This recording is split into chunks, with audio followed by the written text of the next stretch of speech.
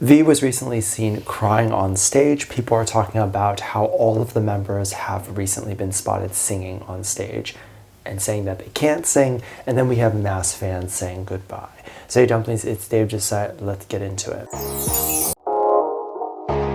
During JK's recent live stream, a lot of people have left in droves, and I think this was really interesting. JK recently did his live stream where he played a game as well as Jin joining it, and he was on live for about 6 hours. I mean, this is absolutely insane, right?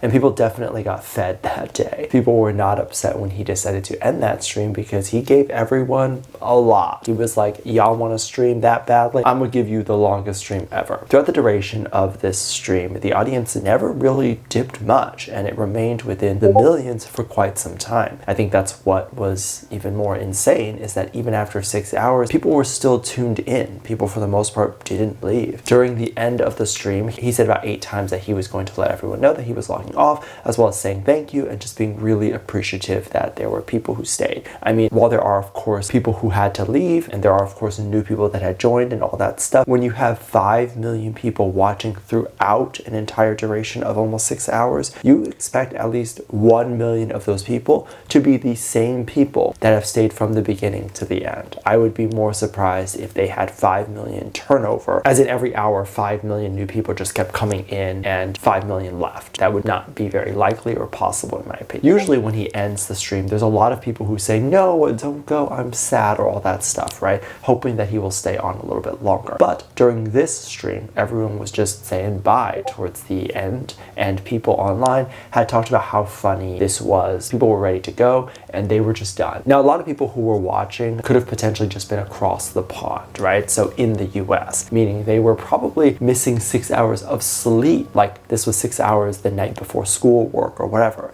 And they were likely staying up to see JK's stream. And so they were probably tired. They were probably done by that point and they just wanted to be done. The issue that the community has sometimes is that obviously they sometimes feel like they're being held hostage because they don't want to miss if something happens on that stream. Like if something that JK says ends up on the news tomorrow, they want to know that they were there and say, well, I was there when it happened and I was the first people to know about this thing. They also want to have content to post on their own fan page if they have one, or people who do live translations or translations of the live stream the next day. They want to be around to watch and all that stuff as well, so they have content to post. And this of course makes everyone want to stay because they want it to be the first in the know, something that they don't want to miss, and they don't want to miss any of that. So in that way, they are theoretically being held hostage in a funny, joking way. And of course, I do think it was absolutely hilarious that people decided to say bye and we got a much different reaction. I mean, I guess 6 hours of the boys is the limit. Now, recently, it was even more amazing that we got to see the boys go live on stage. We got to see Jin, Jimin, and V on stage and do a bunch of BTS songs. This was for Jin's concert, and he had recently invited a bunch of the members to be on stage, and I wonder why he didn't invite everybody, but this was definitely a little bit of a treat.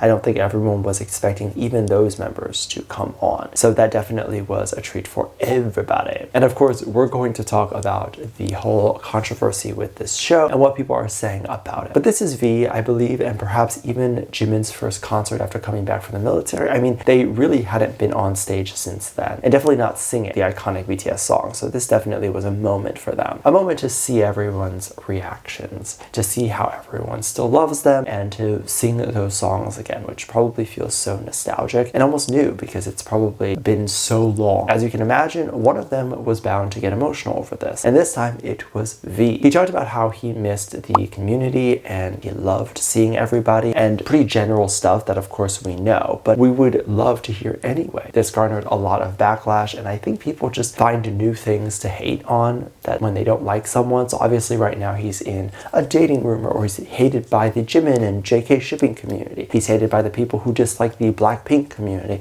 who thinks that he's in a relationship with Jennie and don't want him associated with the girl group. And then there are several other controversies, such as people thinking that he's a bad person and all that stuff, right? Like these are all things that have been brought up over the last several months. So when of course he's doing anything, people are going to pick it apart and say that he is not a great person or find something to be upset about. Crying about being on stage stage and not seeing people for a really long time is in fact something worth crying about. I've never been on stage, I've never done a full set, and so I can't tell you what that feels like, but from what people say, I can definitely empathize. It's adrenaline, right? It's a rush of feelings, like everyone loves you, feeling like everyone is there for you, feeling really taken care of in that moment.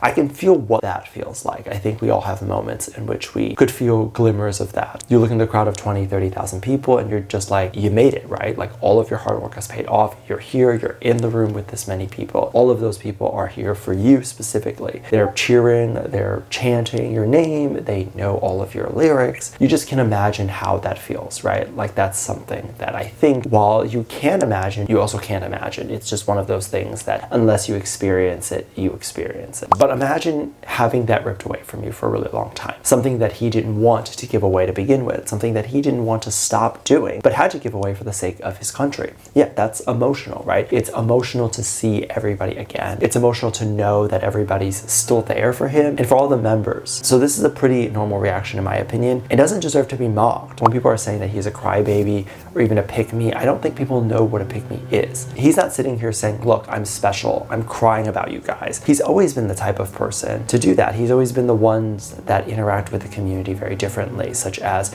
coming up with terms like borahae, as well as coming up with BTS is 7. Like this is all stuff that he's done. He's always been this person, and I think people forget this. During the concert, there was also an issue of him being called not talented, singing wise. This was alongside the other two members that were there as well. They were all being called terrible singers. People were saying that it didn't feel rehearsed, and people were saying that it didn't sound good, and JK is the only one that can actually sing. And a lot of people brought this up by showing clips of JK singing and comparing it to the clips that we see from this concert. The members did Spring Day, and from what I had seen, it appeared as if this was their ending song. So this was the outro that they were doing for their concert, and I say this because they literally sounded great for every other song that was played throughout the night. And this one doesn't sound as great, but a lot of that is due for the reason it probably was an outro song. They probably were more focused on closing the concert than they were focused on actually singing the song. And yeah, it's been a while, right? So they probably don't remember everything, nor would it be that important because again, it's kind of just the last song that they're doing just to say goodbye. And it's a great song to end the show with, right? Because Spring Day means rebirth. A lot of artists do this, where especially if they're performing a set, the last song that they do is not always the best vocally or performance-wise because it's just a send-off. That's not the point of it.